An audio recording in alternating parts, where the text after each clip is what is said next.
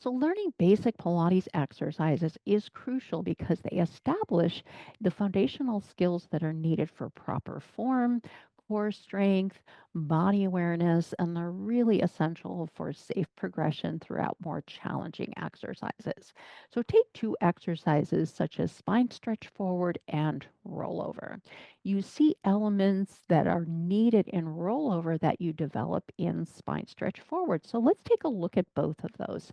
In spine stretch forward, we sit right on top of the sit bones with the legs wide about mat distance apart and your feet are flexed. And it's really important we get right on top of our sit bones. If you have tighter hamstrings, you bend the knees or sit up on a little pillow or a book. We inhale and lengthen through the crown of the head, breathing in through the nose. And on the exhale, you'll nod your head and articulate your spine forward as the arms are really strong and reaching forward. Legs are strong here as well. And you find an opposition of feet reaching forward, arms reaching forward, but pulling the abdominals back. You take an inhale into the back of the ribs and then exhale, stack up bone by bone coming through each part of the spine, and then head's the last thing to come up. So we learn the spinal articulation here and initial core strength.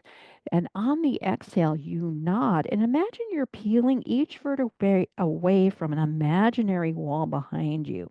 And then finding that opposition of arms and legs reaching forward, abdominals pulling back, but not taking it into the neck or the shoulders.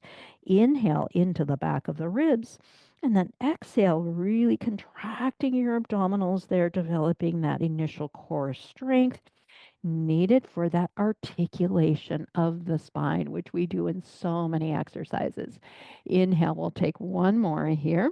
Nodding the head and rounding the spine, articulating away from your imaginary wall, finding that opposition, abdominals back, arms and legs forward, and then exhale, we stack up, controlling that articulation with the abdominals as you flex forward and stack right back up.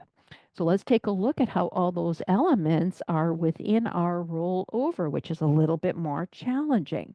And rather than rolling from our head to our tail, now we're rolling in that reverse pattern.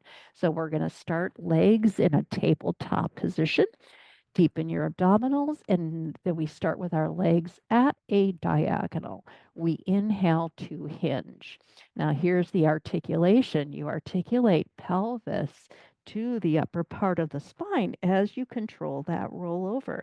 Opening the legs, flex the feet, and here we are. Spine stretch forward, but only upside down.